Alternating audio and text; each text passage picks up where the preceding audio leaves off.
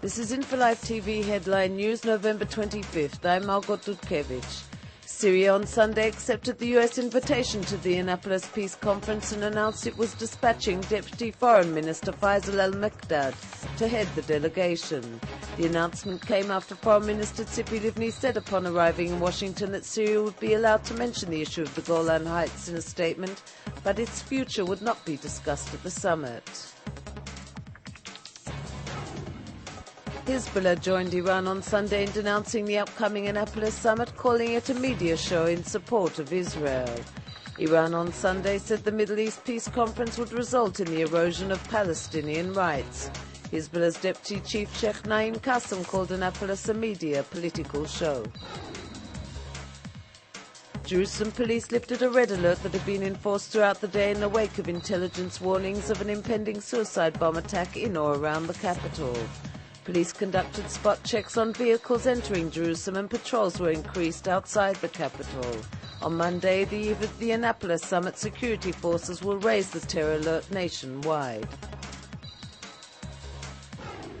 Israeli security forces killed a wanted Palestinian terror suspect in Tulkarm and wounded a second suspect during a raid in the city.